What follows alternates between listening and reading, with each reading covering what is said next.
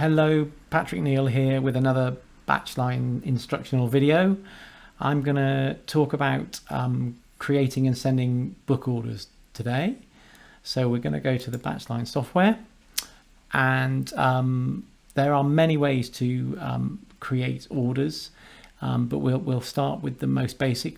So we go to the orders screen, and along the top there, we have no orders in place at the moment, but along the top there, there's in green, there's new. So I'm going to create a new order, and the BatchLine system here is defaulted to Gardners, our wholesaler. So that's great.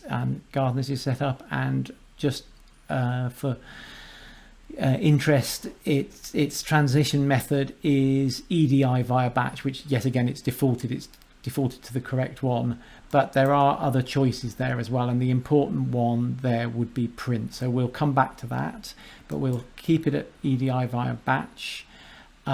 You can, if you want, put an order, put something in the promotional code. So if I just put PJN there, that means I can recognize it as the order that I've just made. It's not a promotional identification, but it's an identifier for me so that I can see if there was a long list of orders there. Okay, so there's a Gardner's order ready for books to be dropped into, and I'm going to create another order here as well. I'm going to create one for Penguin. So I click on New again, and this time I go to the drop-down list, and these have already been set up by BatchLine. So I'm going to click on the Penguin Random House, and this also is EDI via batch. So that means you're going to be able to send it electronically. So I'm going to do that, and there are my two orders. Now I need to drop some books in there. So I'm going to search for a Penguin book. I hope I'm going to put Orwell's 1984. And hopefully the Penguin editions will come up quickly.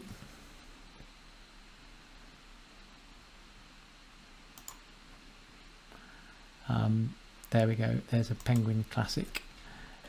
So there, I will just look at the bibliographic information to check it's the edition I want.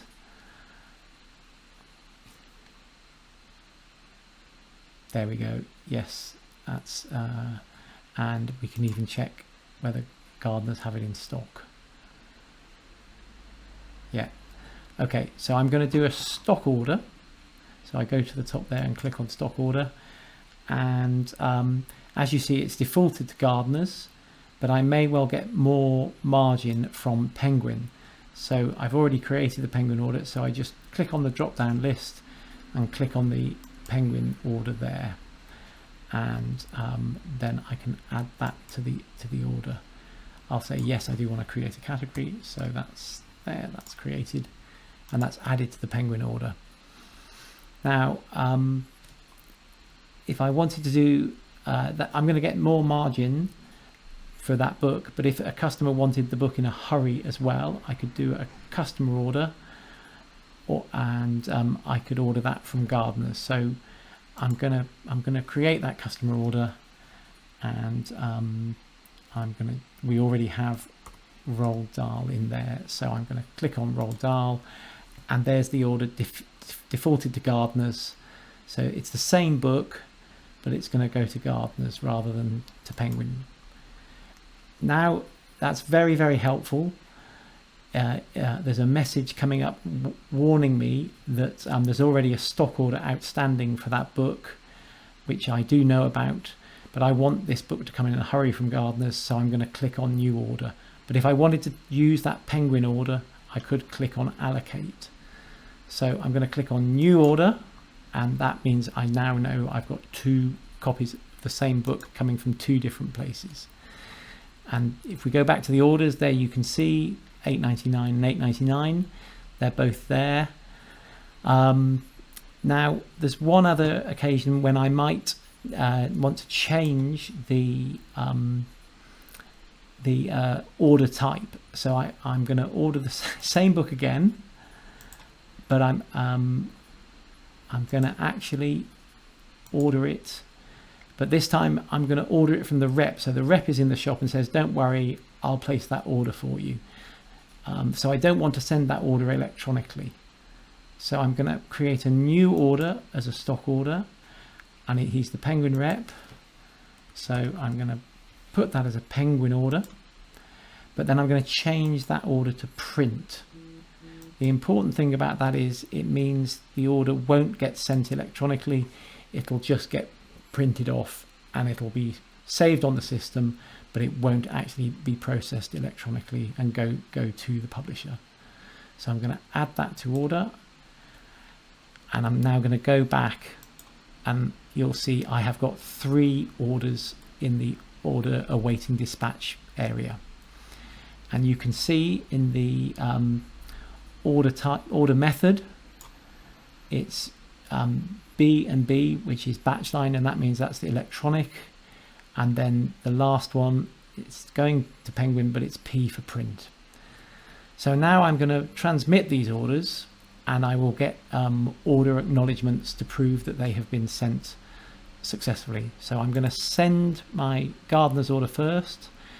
I'm going to transmit it, and then I click on transmit again, and that says the order is complete. So I close that, and then you see the A appears, meaning acknowledgements are to follow. So that A is useful. It reminds me I need to collect those acknowledgements.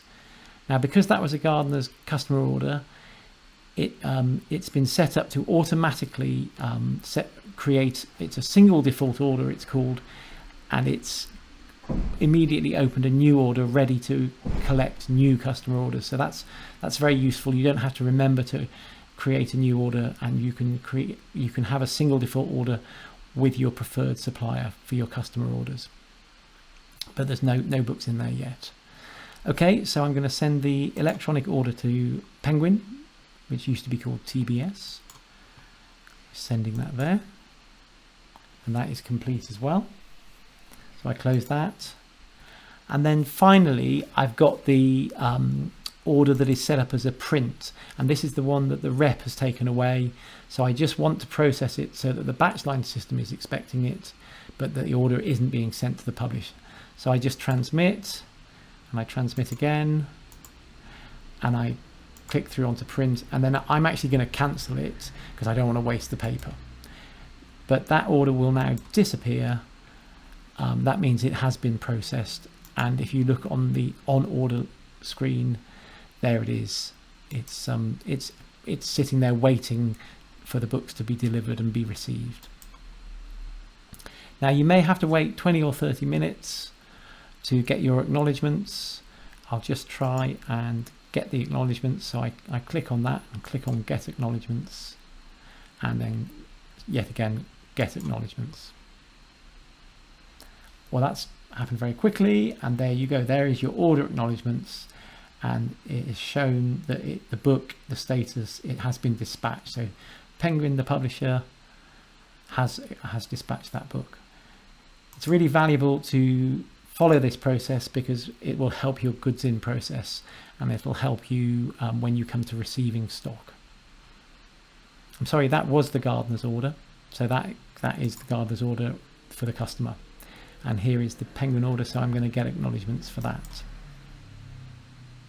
Let's see if that comes through. Yep, that's come through. Yet again, status dispatched. And that, as you can see, is a stock reference, not the customer order reference. There you go, I close that, close that. And so I've sent 3 orders. One to our wholesaler electronically, one to our Penguin electronically, and then I've sent a 3rd order to Penguin, but that's been printed off because the rep took the order. So that shows you how you can create orders in the orders area. You can create orders in lots of other places. You can create them in the title search when you place an order, a stock order.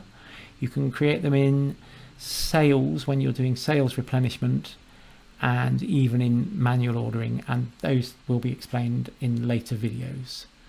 Thank you. I hope that's been helpful. do go to the BatchLine YouTube channel and look for more resources to learn other tips and tricks.